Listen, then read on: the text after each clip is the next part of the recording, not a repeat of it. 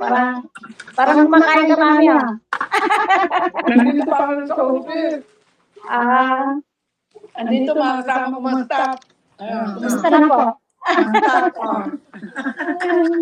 Red and orange, yellow and green.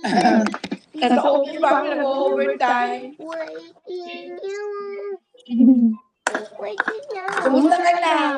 White and Pasyal ka naman sa church. yellow. Minsan kasi hindi ako alis-alis mami dahil na walang kasama ng mister ko dahil ano noon, PWD dito. Walang kasama. Minsan kasi walang kasama dito sa bahay. Sayang. Daddy, tito kasi ang tubyo. May handaan ako. May handaan ako. Dami na may magkain. Oo nga. Anong birthday mo pa? Anyway, ano Ngayon naman ano, ako? ngayon na bakasyon na. Ewan ko lang kung makakasin mo. Baka sakali. Simba ka na, sis. Ano? Nasa Antipon, nasa Santa Elena po kayo ulit? Wala. Nandun pa rin. Oo. Springdale to. Malayo pa rin. Springdale lang. Malayo nga.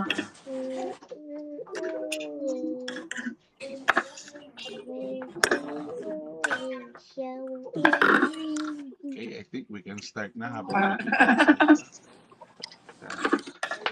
last call. Inaano ako ni Nanay Teresita tungkol sa sayaw. Oh. Bakit ka naman po gaganapin, mami? Ano? Anniversary. Anniversary. June ano na?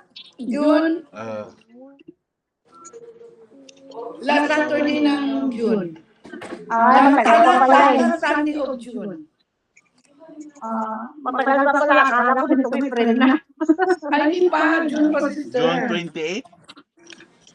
June 28. Naku, may pasok ngayon. May pasok. Wala nang pasok, sister. Sunday. Ay, Sunday. Sunday po, Sunday po.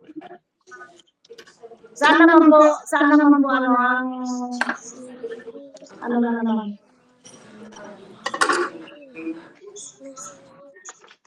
Saan ang binyo? Ano? Dapat sasayaw kayo, sister, ha? Opo. Sabi ni Nanay Teresita, sabi niya, very chill daw. Kaya sabi ko, sinend ko sa kanila yung sa tayawin. Sabi ko, practicein nyo na ito. Madali lang naman eh. Okay. Ang ganda tingnan nyo, Pearly Shell. Oo, may dami naman na ako ng pang-perlation. Yung ginamit ko noon sa ano. Magandang lugar natin sa anniversary. Tapos ako. Teka, wait. Sige, mami.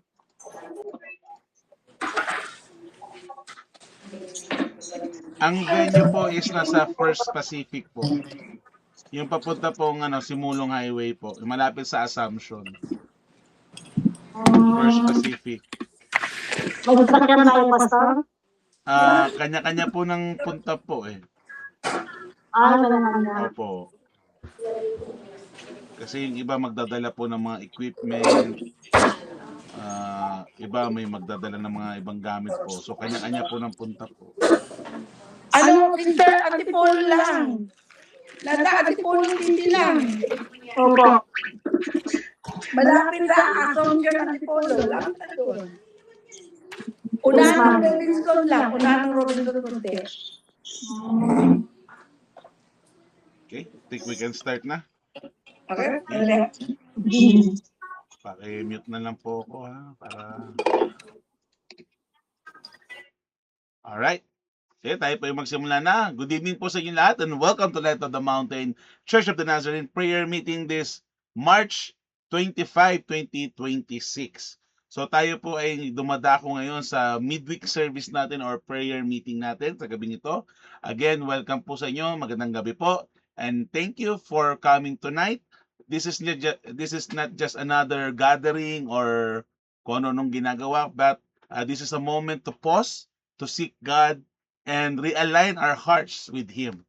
So mga kapatid, let's open ourselves to what God wants us to do tonight. So tayo po yung manalangin. Tayo yung manalangin po. In the name of the Father, of the Son, of the Holy Spirit, Heavenly Father, thank you for bringing us together this evening. Lord Jesus, quiet our heart and remove distractions sa mga pagkakataong ito and help us to focus on you and to you alone. Speak to us tonight and draw us closer to you, Lord Jesus. We surrender this time into your hands. In Jesus' name we pray. Amen, amen, and amen. So again, magandang gabi po sa inyo. So, many times, we become busy. Tama, lahat tayo busy. Busy sa work, busy sa school, busy sa family, busy sa business, busy sa ministry. But our hearts slowly drift away na nawawalan tayo minsan ng joy sa mga ginagawa natin. Prayer is not just an activity, brothers and sisters. It is our connection to the one true God, our Lord Jesus Christ. So tonight, we are reminded to come back to Him fully, to the real essence of our relationship with Jesus Christ. So again, the topic for tonight is Closer You and I. Diba? Alam yung kanta, The Closer I Get to Loving You, diba? Pero ang topic ko, ang title ko dito is Closer You and I to God. At makikita natin ang Bible verse natin sa James 4 verse 8, which is, draw near to God and He will draw near to you. So yan po ang ating topic and Bible verse. May bibigay po akong tatlong key points na gusto kong i-share sa inyo sa gabing ito. Then we'll focus more on prayers, like prayer for our country, prayer for the nation, prayer for our government, prayer for our church, our work, our business, our ministries, our family, and many more. So, sa gabing ito po, may tatlo tayong points na gusto kong ibigay sa inyo. Good evening po, ma. So, first point po natin, God desire a sincere heart. Bakit natin nasabi to? Because most of the time is namamlastik na lang tayo sa ating relasyon sa Panginoon. Just for the sake of saying that I am a good person, that you go to church, you go to your ministry, and whatever, na nagkakaroon na ng problema because yung desire ng ating puso is wala talaga doon yung essence na ginagawa natin. So like for reading the Bible, we just read the Bible for the sake of just reading the Bible and not understanding the Bible and not applying the Bible that we have read into our life and to our family and into the community. So minsan nagiging routinary na lang na nawawala na ng essence, nawawala ng joy sa ginagawa mo even though you're doing it for the Lord. Kasi nga nagkakaroon tayo ng naiiba or nasi-shift yung desire natin at nawawala yung sincerity ng puso natin. Remember that God is not impressed with many words. Si Moses is a stutterer. Hindi siya magaling magsalita. But God used him to share the gospel to save the Israelites when they were in slavery in Egypt. He looks at the heart. Hindi kailangan magaling ka, hindi kailangan mayaman ka, hindi kailangan matalino ka, hindi kailangan na ikaw na, nasa iyo na lahat. Ang kailangan niya, mga kapatid, is yung willingness natin magpagamit sa Kanya. Kasi tandaan natin, maraming magaling. At dahil maraming magaling, ayaw nila mag-serve. And remember, the essence ng ating ministry is servanthood. Because the leadership style that we are trying to do is yung leadership style ni Jesus, which is servant leadership. Now, the problem is, nawawala sa alignment ang ating desire at nawawala yung sincerity ng ating puso para gawin yung desire ng Panginoon sa atin. Again, ulitin ko lang po, God is not impressed with many or fancy word, but He looks at the heart. Ang kailangan ng Panginoon is yung willingness natin magamit o magpagamit para sa Kanya. Prayer must be real. Prayer must be honest. Prayer must be sincere. Be honest with God, don't pretend. That's the main focus dito sa point number 1, is we should be honest when we are talking to God, we are praying to God, we are conversationing or nagkakaroon tayo ng fellowship sa Panginoon, is to be honest with Him. Hindi kailangan ng Panginoon na marami kang mabait ka. Hindi kailangan ng Panginoon, hindi importante sa Panginoon na dapat mabait ka, dapat saint ka na o hindi importante sa Panginoon na dapat marami ka nang ginagawa. Ang importante sa Panginoon is tayo ay lumapit sa Kanya. Magkaroon tayo ng desire at sincerity kung ano ang gusto ng Panginoon para sa atin. Again, prayer must be real, must be genuine, must be honest, must be sincere. Hindi kailangan ng Panginoon na fancy words, matagal na prayer, kung wala naman pala sa puso natin yung mga pinagsasabi natin. Minsan nga, naalala ko isang pastor sinabi, kahit hindi ka magsalita, alam na ng Panginoon na ang nasa puso natin. And remember, God does, hindi importante sa Panginoon kung ano yung panglabas.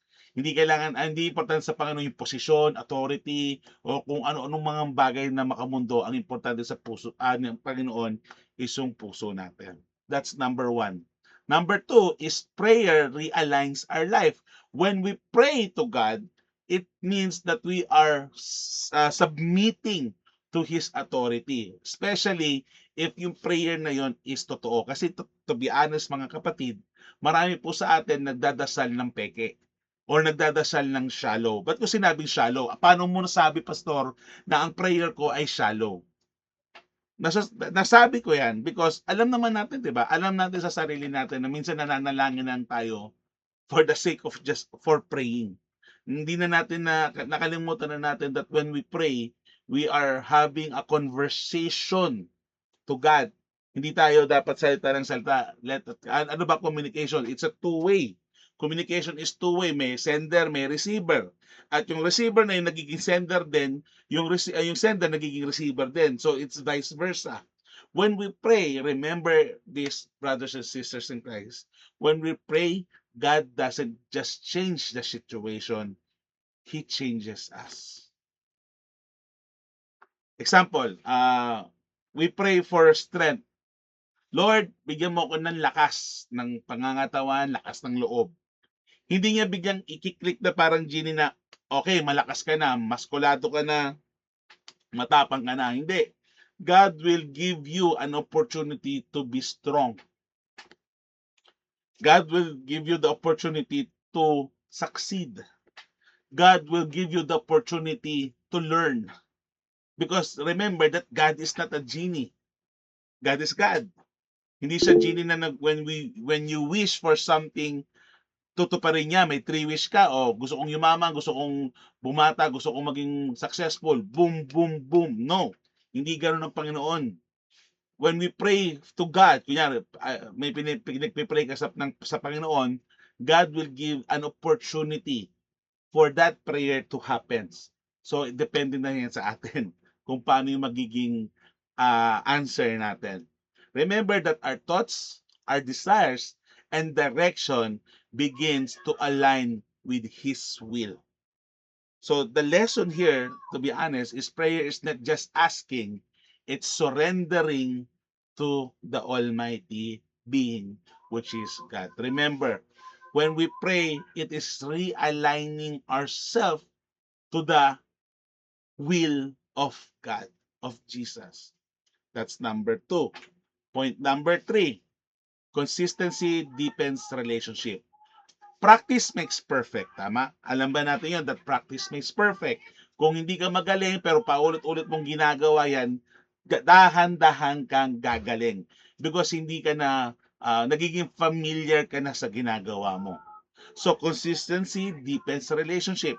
When we pray always to God, consistently, kaya sinabi pray without ceasing, paulit-ulit, kahit napakababaw niyan, kahit napakalalim niyan, kahit nakakahiya yan, you pray to the Lord. You ask for forgiveness. You talk to the Lord. Lord, hindi ko gusto yung araw ko, napagod ako, nainis ako sa kliyente. Lord, maraming salamat dahil kahit gano'n nangyari is binigyan niyo pa rin ako ng safety and ng provision, Lord. You pray. Talagang alam mo yung prayer na talagang parang may conversation ka sa best friend mo.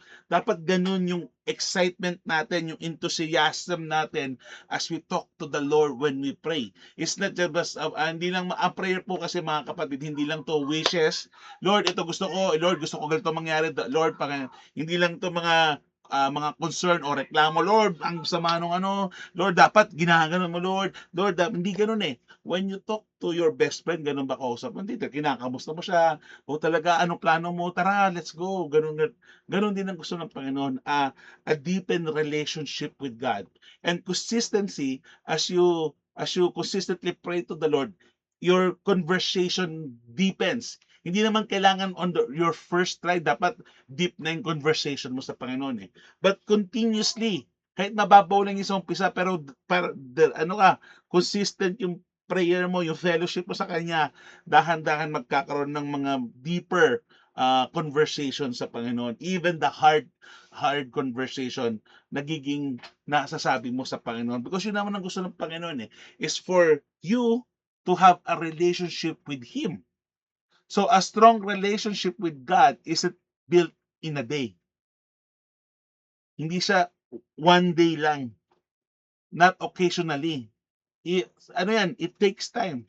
And even short, consistent prayer brings us closer to God. Kahit saglit lang yan.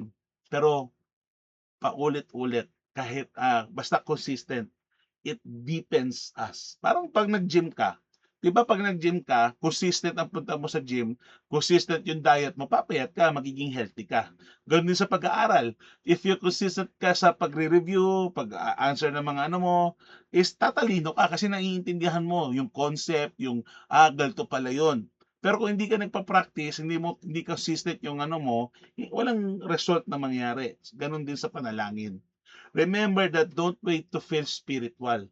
Hindi mo kailangan maging mabait ka, maging saint ka, o maging spiritual ka bago lumapit sa Panginoon. Kahit tayo ay makasalanan, kahit tayo ay bigo, kahit tayo ay may pinagdadaanan, kahit tayo nahihirapan, that's the time. Every time, anytime, that's the time to go closer to the Lord. And if you have a problem, if you have a pinagdadaanan mo, huwag kang lalayo sa Panginoon, kundi lalo kang lumapit sa Kanya. Just come to God daily. Kaya tinatawag doon daily devotion. We have a devotion to the Lord daily. Hindi weekly, hindi monthly, hindi pag-birthday ko lang or yearly or once in a blue moon. No, it's a daily relationship. Kahit dahan-dahan, kahit paminsan-minsan, pero dapat dahan-dahan maging consistent ka hanggang sa masanay ka na araw-araw na yan. Na hindi mo na kayang matapos ang araw na to na hindi ka nagkakaroon ng fellowship sa Panginoon. Yan ang ultimate goal natin bilang isang Kristiyano. Hindi naman, to be honest hindi naman porket nag-pray ka, masisave ka na. Hindi naman porket nag-church ka na, masisave ka na. Kasi minsan, sino pa yung nagdadasal ng madalas, pumupunta sa church, pero wala namang pagbabago sa puso. Actually, walang kwenta yung ginagawa niya kasi nagiging hipokrito yung mga taong yun. Pero kahit na minsan ka lang, pero solid, totoo, genuine yung pagkakaano mo sa kanya, yan, dyan tayo nagkakaroon ng difference sa mga taong araw-araw nga nagsisimba pero walang nagbabago naman, masama pa rin ang ugali. Kasi paminsan-minsan nga lang pero solid naman yung nagiging relation. And ikaw mismo dahan-dahan mo ma-realize, hindi pala pwede paminsan-minsan lang to, dapat araw-arawin ko. So, we are not holier than thou to other person, but we come to senses na ako'y makasalanan at kailangan ko ang Panginoon upang ako'y mapatawad at maligtas. At dahil ako'y pinatawad at naligtas ng ating Panginoon, kahit ako'y makasalanan, may responsibilidad ako na sabihin ang mga ito sa kapwa ko upang sila ay maligtas at mapatawad din. Diba? Discipleship na yun eh. So, dahan-dahan ka ngayon nagkakaroon ng awareness na kailangan natin ng Panginoon. Kaya importante po talaga ang panalangin. Because sa panalangin, doon natin nakikita ang desire ng Panginoon para sa atin. At it realigns our will to God's will. And as we pray consistently, it deepens our relationship with Him. Tonight, mga kapatid, God is inviting us. Every time, God is inviting us. Di lang naman para maging perfect or maging sanctified, but to be present. He's not looking for a performance, but for a heart that seeks Him. Remember sa Matthew, seek ye first the kingdom of God and all these things shall be added unto you. Remember that hindi natin kayang iligtas ang ating mga sarili sa ating sariling gawa. Kailangan natin ang Panginoong Hesus. Pero paano natin makikilala o makukuha ang pagmamahal at pagpapatawad ng ating Panginoong Hesus kung wala tayong relasyon sa Kanya? Pastor, nagpe-pray naman ako. Pastor, pumupunta ako ng church. Pastor, meron akong ministry. Pastor, nagtatights ako, blah, blah, blah, blah, blah, blah. Yung mga yon, yung mga good works na yan, yung mga habits na yan, or yung characteristic na yan, yes, it helps. But it is not the reason for you to be saved. It's your acknowledgement and having a relationship with Christ. So, back to basics tayo. May tinatawag tayong ABC of Christianity, which is A is you accept that you're a sinner. B is you believe that Jesus Christ is your Lord of Lords and King of Kings. He is the Alpha, Omega, and the beginning of the end. He is the Messiah. C is when we confess our hidden and known sin. And D is as we execute everything that we have learned in the Bible. Sabi nga sa Romans, for all have sinned and fall short for the glory of God.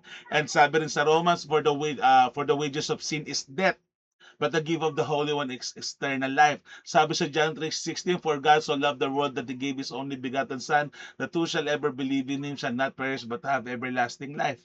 And as we seek God every single time, every single day, kahit masama loob mo, kahit ikaw ay luhaan, kahit ikaw ay naloko, kahit ikaw ay bugbugan, kahit ikaw ay basta nasa low of low or high of highs, you always come to God. Because in the presence of Jesus, in the presence of God, dun mo lang makukuha ang totoong satisfaction na hinahanap ng puso at ng kaluluwa mo. Outside in the presence of God, there is chaos, there's emptiness, there's disappointment, there's regret. Now, hindi ko sinasabi that when we follow Jesus, everything will be all right. In fact, that's the opposite. As we follow Jesus, as we follow God, mas marami tayong problemang kinakaharap. But at the same time, yes, marami tayong hinaharap na problema as we follow God, pero because God is with us or in us, He gave us the Holy Spirit and empower us with the Holy Spirit na kahit may problema ka, there is still joy in your heart. Na kahit na meron kang pinagdadaanan, sasabihin mo pa rin that God is good all the time, and all the time, God is good. Kahit na ikaw ay luhaan, masasabi mo pa rin, ako'y nagpupuri sa Panginoon kahit na ano ang mangyari. Because as we seek God first and all His righteousness, remember that His promise, ibibigay niya lahat ito. Mga kapatid, sa mga panahong ito na nakikita na natin ang mga problema sa mundo, korupsyon, gera, pagtaas ng bilihin, famine, at kung ano-ano bagay na ang sama pakinggan o sama makita. Pagkakataon po natin habang may oras pa, huwag tayong maging mangmang katulad ng mga virgins. May 10 virgins, 5 virgins prepared. Yung 5 virgins hindi prepared. Nung dumating yung ikakasal, saka lang sila naghanap ng oil sa kanilang lampara. At nung naghanap sila, wala silang makita because gabi na, madaling araw dumating yung ikakasal. Pero yung 5 virgin na prepared, nakapasok sa banquet, sa kasal. Pero yung 5 na iwan, di nakapasok. So, anong ibig sabihin nun? If we are not prepared now, paano na yun? Hindi natin alam ang pangyayari sa kinabukasan. So, dapat ngayon pa lang prepared na tayo as we meet our Lord of Lords and King of Kings. At nag-i-start yan, mga kapatid, sa simpleng panalangin lang. We take prayer for granted. Kasi prayer naman yan. Pwede naman pag mamamatay na lang ako, saka na lang ako magdasal sa Panginoon. Pag may problema na lang ako, saka na lang ako magdadasal sa Kanya. Pag may naramdaman na lang ako, saka na lang ako magpipray sa Kanya. Hindi. Kahit na ikaw'y nasa victory stage, nasa success stage, kahit na kung nasa ang stage ka sa buhay mo, dapat ready ka, nananalangin ka na. Because as sabi nga, diba, consistent prayer builds relationship. At because may relationship ka na, you are now empowered by the Holy Spirit to do great things in Jesus' name. Mga kapatid, hindi po biro ang nangyayari sa mundong ito. Pag hindi tayo prepared, paano na? Kailan pa? So we need to be closer, you and I, closer to God. You and I should dapat mamulat ang ating mga mata. Yes, work is important. Wala akong sinasabi hindi importante ang work. Hindi ko rin sinasabi na hindi importante yung pag-aaral. Hindi ko sinasabi na hindi importante yung business mo, hindi importante yung family mo. Importante yan. Pero, kapatid, mas importante ang Panginoon. Marami sa atin, kinalimutan na o sinet aside ang Diyos para to pursue professional careers. Sinet aside ang Diyos para sa family. Sinet aside ang Diyos dahil may business ka. Yan ang problema. Hindi masamang yumaman, hindi masamang pag-aaral, pagtatrabaho, at kung ano mga bagay-bagay. Pero, tandaan nyo, one day, sabi sa Bible, one day, there will be gnashing and, gnashing of teeth. Bakit? Ano nangyari? Bakit nagkaroon ng ganun sa sinasabi sa Revelation? Dahil nakalimutan nila ang first love nila. Inuna nila ang ibang bagay. Prayer give us the opportunity to learn more of God, to have and to deepen our relationship with Christ. So napaka-importante po ng panalangin. Huwag po sa natin itong i-take for granted. Ang grasya ng Panginoon is libre, yes, para po sa lahat yan. Pero ang grasya, tandaan nyo, is not cheap because it's paid by the blood of Christ. And the blood of Christ was shed on the cross, on Calvary, so that we may be saved when we accept Him as our Lord and Savior, our personal Lord and Savior. Mga kapatid, importante ang mga bagay. May mga priorities tayo, yes. Pero make it sure that your number one priority will always be God. Hindi si pastor, hindi yung denomination, o hindi ang Panginoon. Kahit nasaan ka, pwede kang manalangin. Kahit nasaan ka, pwede kang mag-worship. Kahit nasaan ka, pwede kang mag-serve sa Panginoon. Kahit nasaan ka, pwede mo ipakita ang pagmamahal mo sa Diyos. Hindi kailangan nasa simbahan lang yan. Kahit nasaan ka, pwede mo ipakita ang pagmamahal mo sa Panginoon. Ang faith na meron ka para sa Diyos, kahit nasaan ka, anywhere, anytime, at anyhow, para sa Panginoon, pwede mong gawin yan. Tayo manalangin sa gabing ito. In the name of the Father, of the Son, of the Holy Spirit, Lord Jesus, thank you for reminding us to come back to you. Forgive us when we drift away or become so distracted by the world. Lord Jesus, create in us a sincere and faithful heart and teach us to pray, not just with words, but also in our testimonies, our lives. Lord Jesus, strengthen our desire to seek you daily as we leave this place tonight.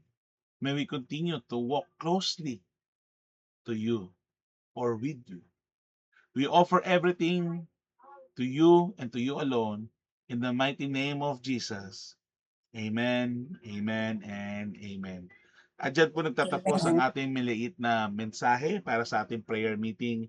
Tayo po ngayon dadako sa mga panalangin. So if you have any prayer requests, mga prayer concern, now is the time to chat. Chat po ako ng mga prayer request niyo po. Sige po, habang waiting for your prayer request is paki-type lang po na inyong mga prayer request para po mapag-pray po natin.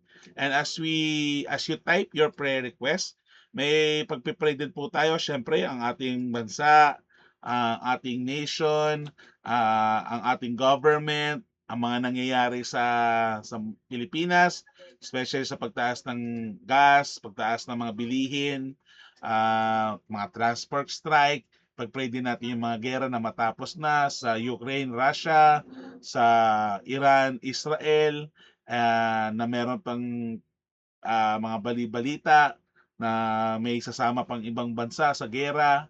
Ang ating gobyerno, siyempre kahit sinong nasa posisyon, ipag-pray po natin sila kahit di natin gusto yung mga nasa posisyon. Ipag-pray natin sila na magkaroon sila ng conviction. Ipag-pray din po natin yung mga widows, yung mga sakit, yung mga weak, yung mga poor, sa may mga karamdaman, physical, mental, spiritual, financial. Ipag-pray din po natin ang mga opisina natin, ang ating mga business, ang ating mga estudyante. Ipag-pray din po natin ang ating pamilya at ang ating mga sarili. So, sige po, tayo po yung manalangin.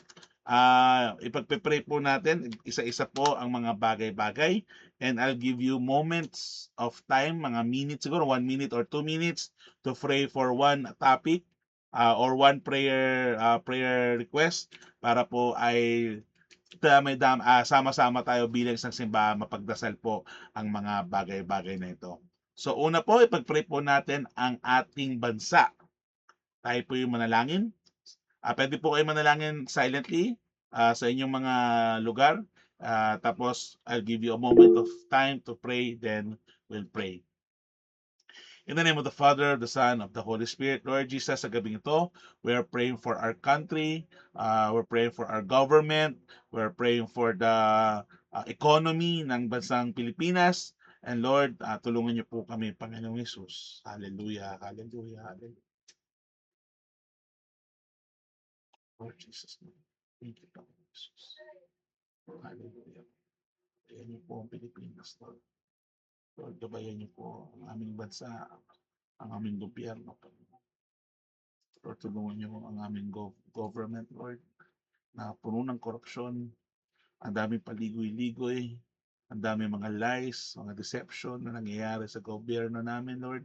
We pray that mangibabaw ang kabutihan, magibabaw ang katotohanan, Panginoon Jesus, at magkaroon ng punishment or justice sa mga corrupt at sa mga kung ano ng mga bagay na hindi ka nais-nais, Panginoon Jesus.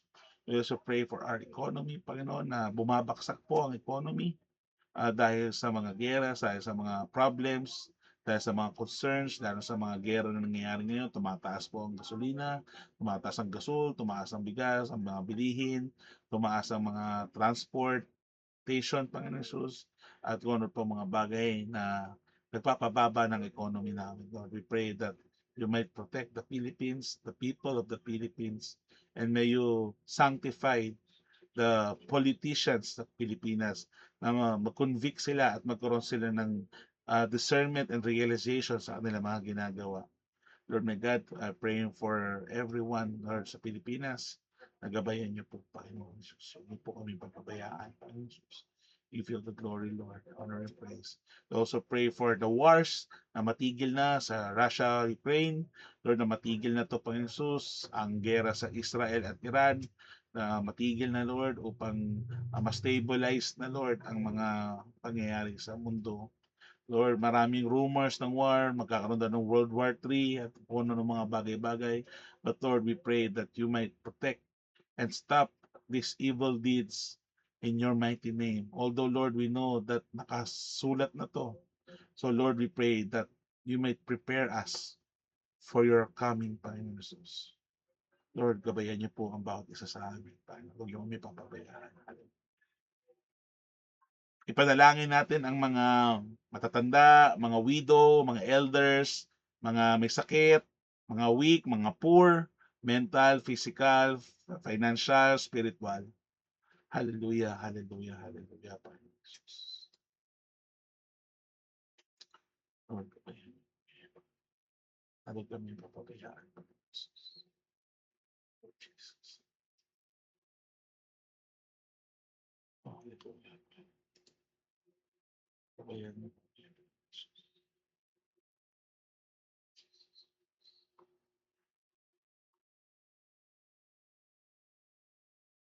Panginoong Hesus, kami nananalangin muli para sa aming mga elders, sa aming mga kasamahang widow, sa mga may sakit, physical, mental, spiritual, financial, sa mga poor, sa mga weak, sa may mga sakit.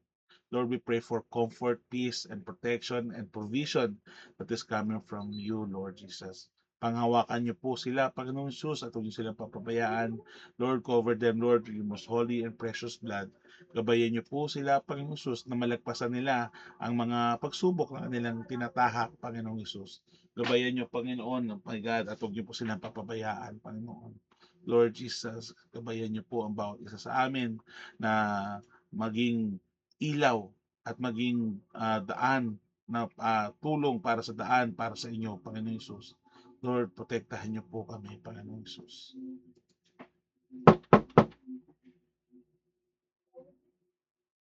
Hallelujah, hallelujah, Panginoon. Lord, gabayan niyo po ang bawat isa sa amin, Panginoong Jesus. At huwag niyo kami papabayaan, Panginoon. Lord, we are praying for the widow, for the elders, for the weak, for the poor, for the sick, Panginoon Jesus. Na huwag niyo po silang papabayaan. Lord, touch their body, touch their mind, touch them, Lord, so that they may be healed in your name, Panginoon Jesus. May you give them strength that is coming from you, Panginoon Jesus. Hallelujah. Hallelujah.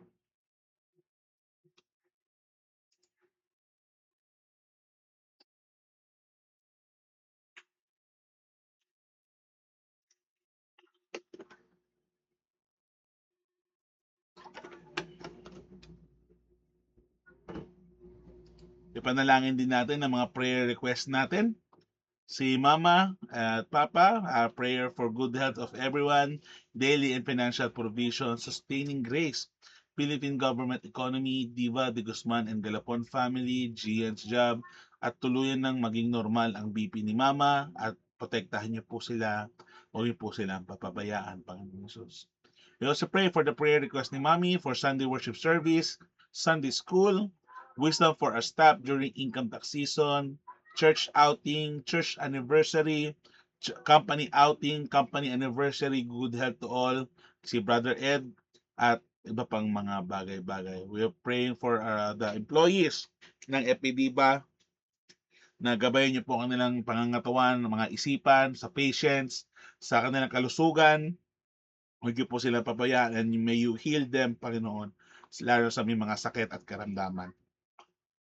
We also pray for kay Kat sa kanyang pagbubuntis, kay Nicole sa kanyang pag-aaral para sa board exam, at sa kay Naris Lord sa kanyang kalusugan, Panginoon Jesus, at sa mga iba pang mga may karamdaman, si Ninong Isagani, si Pastor Isagani, sa kanyang tuluyan na paggaling, Panginoong Jesus.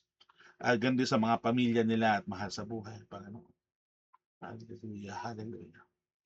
We also pray for Tita Mildred, prayer na maging normal na ang ating bansa, Panginoong Jesus. We also pray for the prayer request ni Faye, daily provision, good health, especially kay Mama, maging okay na siya, healing sa lahat ng may sakit, Panginoong Jesus. We also pray for the prayer request ni Nanay Flor, good health for me and my family, financial provision, peace for the whole world, Panginoong Jesus.